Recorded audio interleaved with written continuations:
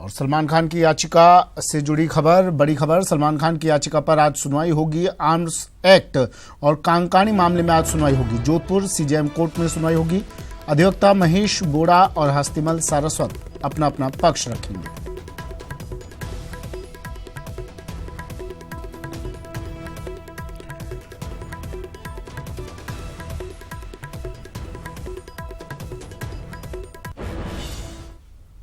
चलिए अब करते हैं सुपरफास्ट खबरों की शुरुआत।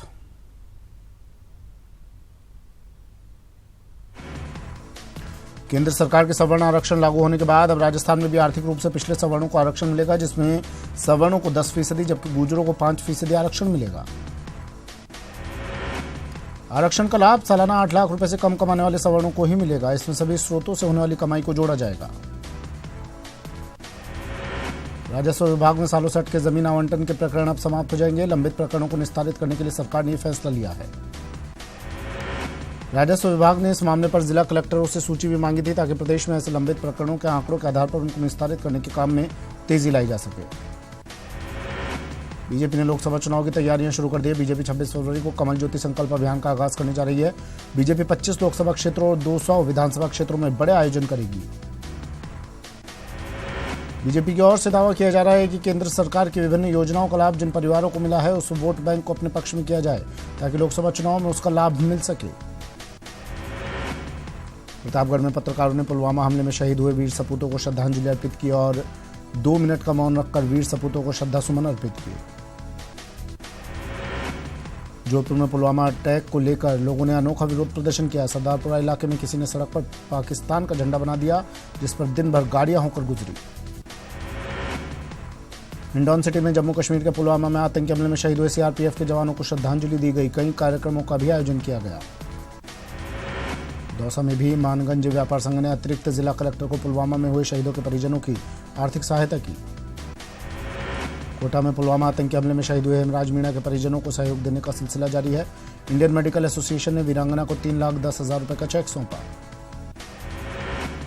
श्रीगंगानगर में लोगों ने भारत माता चौक पर हाथों में मोमबत्ती लेकर शहीदों को श्रद्धांजलि दी। साथ ही लोगों ने कश्मीर से धारा 370 हटाने की मांग भी की। पुलवामा शहीदों को श्रद्धांजलियों का दौर लगातार जारी है। अजमेर में जैन समाज की सैकड़ों महिला और पुरुषों ने शहीदों की याद में कैंडल मार्च निकाला और उनको याद किया। करौली के हिंडौन सिटी के हुक्मीखेड़ा गांव में जमीनी विवाद को लेकर एक ही परिवार के एक पक्ष ने दूसरे पक्ष पर फायरिंग कर दी, जिससे एक महिला मजदूर और बुजुर्ग की मौत हो गई। चूरू में नकली सिलाई मशीन और गैस के चूल्हे महंगे दामों पर बेचे जा रहे थे। सूचना मिलने पर पुलिस ने छापेमारी कर 2 लाख रुपए माल बरामद कर दुकानदार को गिरफ्तार कर लिया।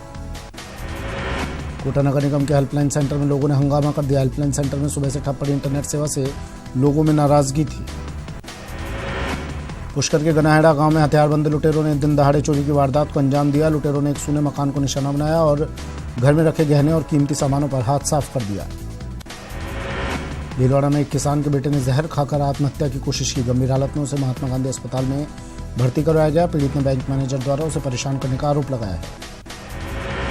भीलवाड़ा में सेंट्रल जीएसटी टीम ने कार्रवाई करते हुए एक वायदा कारोबारी के घर पर छापा मारा। जीएसटी टीम कारोबार से जुड़े रिकॉर्ड्स खंगाल रही है। कोटा के खंडकावाड़ी इलाके में बाइक चोरी की वारदात करने की फिराक में आए बदमाशों ने करीब आधा दर्जन मोटरसाइकिलों में तोड़फोड़ की। इस वारदात से लोगों में आक्रोश है। नागौर जिले के कुचामन सिटी में आयकर विभाग की टीम ने एक निजी अस्पताल पर अपनी कार्रवाई शुरू किया। आयकर विभाग की टीम अस्पताल के दस्तावेज बिलों की जांच पड़ताल कर रही है। दौसा जिले के सामुदायिक स्वास्थ्य केंद्र गीजगढ़ में अस्पताल प्रभारी और कंपाउंडर के बीच जमकर मारपीट हुई। घायल चिकित्सक का तत्काल अस्पताल में ही उपचार किया गया। भरतपुर में एटीएम से चोरी के मामले में पुलिस ने मुख्य आरोपी को गिरफ्तार कर लिया है। पूछताछ में आरोपी ने अपने साथियों के बारे में भी जानकारी दी है। अजमेर में एक युवक ने पेड़ से फंदा लगाकर आत्महत्या कर ली। पेड़ पर युवक का शव देखकर मौके पर भारी भीड़ जमा हो गई। पुलिस जांच में जुटी है। जालौर में बस और टेम्पो में जोरदार भिड़ंत हो गई। हादसे में एक की मौके पर ही मौत हो गई जबकि 9 लोग घायल हो गए। बूंदी में पारिवारिक कलह के कारण 2 अलग अलग गांवों में 2 व्यक्तियों ने कीटनाशक का सेवन कर आत्महत्या का प्रयास किया। दोनों को गंभीर हालत में जिला अस्पताल में भर्ती करवाया गया। तो मुंगेर में तेज रफ्तार ट्रक ने मजदूरी कर घर लौट रहे मजदूरों को कुचल दिया। हादसे में 4 मजदूरों की घटना स्थल पर ही मौत हो गई जबकि 9 मजदूर बुरी तरह से घायल हो गए। प्रतापगढ़ में आगामी लोकसभा चुनाव को लेकर सेक्टर ऑफिसर्स के दायित्व कार्य लीगल प्रोविजन के संबंध में प्रशिक्षण दिया गया। प्रशिक्षण कार्यक्रम में लोकसभा आम चुनाव से जुड़े विभिन्न दिशा निर्देशों का पालन करने की बात कही। बांसवाड़ा में कांग्रेस कमेटी के बूथ स्तरीय अभिकर्ता प्रशिक्षण शिविर मेरा बूथ मेरा गौरव घर घर कार्यक्रम कांग्रेस आयोजित हुआ। शिविर में कांग्रेस के इतिहास के बारे में कांग्रेस कार्यकर्ताओं को जानकारी दी गई। बीकानेर में राहुल गांधी के प्रोजेक्ट शक्ति का प्रशिक्षण हुआ। इस दौरान कार्यकर्ताओं को बूथ की जानकारी दी गई। बाड़मेर जिले में स्वाइन फ्लू के सबसे ज्यादा रोगी सामने आए हैं। यहां पर अब तक 238 मरीज सामने आ गए हैं, वहीं 16 लोगों ने अपनी जान गंवा दी है। राजस्थान में स्वाइन फ्लू से होने वाली मौतों का सिलसिला थमा है। यहां कल स्वाइन से कोई मौत दर्ज नहीं की गई। स्वाइन से मौत का सिलसिला फिलहाल थमा हुआ है। प्रतापगढ़ के मिनी सचिवालय में माहवारी स्वच्छता प्रबंधन पर 2 दिवसीय कार्यशाला की शुरुआत कलेक्टर श्याम सिंह राजपुरोहित ने की। कलेक्टर ने सैनिटरी पैड को हाइजेनिक तरीके से बनाने और डिस्पोज करने के लिए कहा। बीकानेर पहुंचे जिले के प्रभारी मंत्री सालेह मोहम्मद ने मंगलवार को पीबीएम अस्पताल का औचक निरीक्षण किया। मंत्री ने सुपर स्पेशलिटी अस्पताल के साथ हार्ट अस्पताल में जाकर निरीक्षण किया। प्रदेश के सरकारी अस्पतालों में लेबर रूम के हालातों को जानने और उसमें सुधार को लेकर चिकित्सा विभाग ने 2 दिवसीय निरीक्षण कार्यक्रम शुरू किया है। करौली में शिवरात्रि पशु मेले का मंगलवार को शुभारंभ हुआ। 25 फरवरी तक चलने वाले मेले का उद्घाटन एडीएम सुरेश कुमार ने किया। नागौर के डोडियाना और सूदवाड़ गांव में कर्ज माफी शिविर का आयोजन हुआ, जहां 347 किसानों को 96 लाख की कर्ज माफी के सर्टिफिकेट बांटे गए। जयपुर में दृश्य भारती सांस्कृतिक और सामाजिक संस्था की ओर से द्रौपदी पुकारे दौड़े चक्रधारी नाटक का मंचन हुआ। बरकतनगर में आयोजित इस नाटक में स्कूली बच्चों ने शानदार अभिनय किया। छापर बालिका सभागार में पालिका के बोर्ड की बजट बैठक हुई। बैठक में सर्वसम्मति से 30,96,47,000 का बजट पारित हुआ। बीएसएनएल कर्मचारियों की जारी हड़ताल पर दूरसंचार कंपनी की सेवाएं चरमरा गई है। कार्यालयों पर ताला लगा हुआ है। दौसा में 3 युवकों की नौकर के साथ मारपीट का मामला तूल पकड़ रहा है। यहाँ व्यापारियों ने सिकंदराबाद कस्बे के बाजार बंद करवा दिए। अधिकारियों ने व्यापारियों को आश्वासन देकर मामला शांत करवाया। बीकानेर में आगामी 14 से 18 मार्च तक 5 दिवसीय बीकानेर थिएटर फेस्टिवल का आयोजन किया जाएगा। इस थिएटर फेस्टिवल के पोस्टर का लोकार्पण मंगलवार को मंत्री डॉक्टर बीडी कल्ला और कलेक्टर गौतम ने किया। कलेक्टर ने बताया कि बीकानेर थिएटर फेस्टिवल बहुभाषाई होगा, जिससे बीकानेर में भारत के विभिन्न राज्यों की संस्कृति और लोक कलाएं भी देखने को मिलेगी। फेस्टिवल को 4 दिन से बढ़ाकर 5 दिन का कर दिया गया है। अब छात्राएं छेड़खानी करने वाले मनचले और असामाजिक तत्वों को मुंह तोड़ जवाब देंगी। इसके लिए छात्राओं को भीलवाड़ा के राजकीय सेठ मुरलीधर मानसिंह कन्या उच्च माध्यमिक विद्यालय में छात्राएं कराटे और जूडो सिखाया जा रहा है। भीलवाड़ा के राजकीय सेठ मुरलीधर मानसिंह कन्या उच्च माध्यमिक विद्यालय में करीब 200 से अधिक छात्राओं को कराटे और जूडो का प्रशिक्षण दिया जा रहा है। आगामी लोकसभा चुनाव के मद्देनजर मुख्य चुनाव आयुक्त ने मुख्य सचिव डीबी गुप्ता और मुख्य निर्वाचन अधिकारी आनंद कुमार को पत्र लिखकर 2 दिन में तबादला प्रक्रिया पूरी करने के निर्देश दिए हैं। इस पत्र में तबादला करने की अंतिम डेडलाइन 23 और 24 फरवरी दी है। आयोग ने मुख्य सचिव से 25 फरवरी तक रिपोर्ट देने के निर्देश दिए हैं। भरतपुर के नगर कस्बा सहित ग्रामीण इलाकों में कई दिनों से एक हेलीकॉप्टर घूम रहा है, जो पूरे कस्बे सहित ग्रामीण अंचल में चर्चा का विषय बना हुआ है। चूरू जिला सांसद राहुल कसवा ने सुजानगढ़ बीजेपी कार्यकर्ताओं की बैठक ली और कहा कि 26 फरवरी को पीएम नरेंद्र मोदी की रैली में अधिक से अधिक संख्या में पहुंचे। भीलवाड़ा में भारत संचार निगम कार्यालय के कर्मियों ने अपनी विभिन्न मांगों को लेकर कार्य बहिष्कार करते हुए गेट पर ताला जड़ दिया। इस दौरान कर्मियों ने धरना प्रदर्शन किया। कोटा में अभिभाषक परिषद ने एडीजे भर्ती परीक्षा में वकीलों के कोटे से छेड़छाड़ को लेकर न्यायिक कार्य का बहिष्कार किया। कार्य बहिष्कार के चलते कोर्ट परिसर में पक्षकारों सहित अन्य लोगों को परेशानियों का सामना करना पड़ा।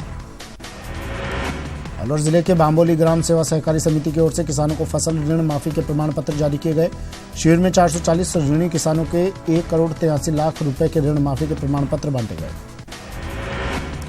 बीकानेर में संगरिया क्षेत्र के किसानों ने सिंचाई विभाग के मुख्य अभियंता कार्यालय पर प्रदर्शन किया। बकाया अभियाना वसूली निकालने के खिलाफ विरोध प्रदर्शन किया गया। उदयपुर के सुखाड़े विश्वविद्यालय में स्प्रिंग उदयपुर कला शिविर का आगाज हुआ। स्वर्ण जयंती वर्ष के तहत आयोजित हुए शिविर में विभिन्न देशों के कला आचार्य और समीक्षक मौजूद रहे। भीलवाड़ा के राजकीय उच्च माध्यमिक विद्यालय में ALMNT को प्रशिक्षण दिया गया। प्रतिभागी यहां से ट्रेनिंग करके जिले की 7वीं विधानसभा में कर्मियों को ट्रेनिंग देंगे। राजसमंद के सिंदेसर खूंटी स्थित SK माइंस में VRM ब्लास्ट से परेशान राजपुरा पंचायत सहित आसपास के ग्रामीणों ने धरना शुरू कर दिया। इस दौरान पुलिस जाब्ता तैनात किया गया। बीकानेर में स्वामी केशवानंद राजस्थान कृषि विश्वविद्यालय में केंद्रीय छात्र संघ कार्यालय का उद्घाटन किया गया। उद्घाटन ऊर्जा मंत्री डॉक्टर बी डी कल्ला, दातारामगढ़ विधायक वीरेंद्र सिंह और कुलपति प्रोफेसर विष्णु शर्मा ने किया। बीकानेर के सरदार पटेल मेडिकल कॉलेज में मेडिकल जूरिस्ट और पुलिस के बीच आपसी सामंजस्य कायम करने के उद्देश्य से कार्यशाला का आयोजन हुआ। बूंदी में आयुर्वेदिक चिकित्सकों ने कलेक्ट्रेट पर सांकेतिक रूप से प्रदर्शन किया और ज्ञापन देकर लोकसभा चुनाव के दौरान लगाई जाने वाली ड्यूटियों से उन्हें मुक्त किए जाने की मांग की। बांसवाड़ा में जिला प्रशासन, जिला युवा बोर्ड बांसवाड़ा और राजस्थान राज्य भारत स्काउट गाइड के तत्वावधान में युवा महोत्सव 2019 की जिला स्तरीय प्रतियोगिता का आयोजन हुआ। बूंदी में आदिवासी भील और मीणा समाज के लोगों ने जिला कलेक्ट्रेट पर प्रदर्शन कर विरोध जताया। छात्रावास में पिछले 5 सालों से कार्यरत अधीक्षक के ट्रांसफर के विरोध में प्रदर्शन किया गया।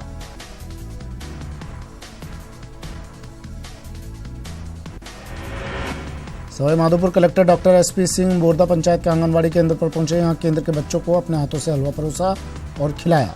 इस दौरान उन्होंने बच्चों को संस्कारवान बनाने पर जोर दिया। भारतीय संस्कृति निधि की ओर से उदयपुर में प्राकृतिक धरोहर और निर्मित विरासत की राज्य स्तरीय प्रतियोगिता की चुनिंदा फोटो प्रदर्शनी लगाई गई। सवाई माधोपुर में सरकार प्रसव सखी योजना की शुरुआत करने जा रही है। इस योजना के तहत प्रसूति कक्ष में प्रसूता महिला के साथ एक महिला परिजन भी रह सकेगी। बीएसएनएल के सभी यूनियन और एसोसिएशन की 3 दिवसीय हड़ताल के आह्वान पर सवाई माधोपुर में भी बीएसएनएल के कर्मचारी पूर्ण रूप से हड़ताल पर रहे। राजस्थान हाईकोर्ट ने सरकार की ओर से पेश अतिरिक्त शपथ पत्र पर संदेह जताते हुए उसे निरस्त कर दिया है। साथ ही अगली सुनवाई के लिए 21 फरवरी की तारीख दी है। टोंक के उनियारा नैनवा स्टेट हाईवे पर बीती देर रात एक ट्रेलर और बाइक में टक्कर हो गई। हादसे में एक युवक की मौत हो गई जबकि एक युवक घायल हो गया। विदेश मंत्रालय ने पाक पीएम इमरान खान के बयान पर कड़ी आपत्ति जताई है। विदेश मंत्रालय ने कहा कि आतंकवादियों से किसी भी प्रकार का संपर्क होने से इनकार करते समय इमरान खान ने जैश ए मोहम्मद के दावे को नजरअंदाज किया। विदेश मंत्रालय ने यह भी कहा कि सभी जानते हैं कि जैश ए मोहम्मद और उसके नेता मसूद अजहर पाकिस्तान में है और ये सबूत पाकिस्तान के लिए कार्रवाई करने के लिए पर्याप्त होने चाहिए। एक अमेरिकी रिपोर्ट में भी पाकिस्तान के नापाक कारनामे का खुलासा हुआ है। इस रिपोर्ट में कहा गया है कि पाकिस्तान ने 2009 में भी आतंकी हमले करवाकर आम चुनाव में बाधा डालने की कोशिश की थी। इसके लिए नियंत्रण रेखा के जरिए बड़ी संख्या में जैश और लश्कर के आतंकियों ने घुसपैठ की थी। पाकिस्तान के खिलाफ भारत को एक और बड़ी कूटनीतिक सफलता मिली है। दुनिया के 3 ताकतवर देश अमेरिका, ब्रिटेन और फ्रांस मसूद अजहर पर प्रतिबंध लगाने के लिए एक बार फिर संयुक्त राष्ट्र में प्रस्ताव लाएंगे। सऊदी अरब के शहजादे मोहम्मद बिन सलमान 2 दिवसीय भारत दौरे पर नई दिल्ली पहुंच चुके हैं। पीएम मोदी खुद उनकी अगवानी के लिए एयरपोर्ट पहुंचे थे, जहां उन्होंने शहजादे को गर्मजोशी से गले लगाया और गुलदस्ता भेंट किया। प्रधानमंत्री नरेंद्र मोदी और शहजादे मोहम्मद बिन सलमान के साथ आज प्रतिनिधिमंडल स्तर की बात हो सकती है, जिसमें भारत पाकिस्तान के आतंकी कारनामों को जोरदार तरीके से उठाने वाला है।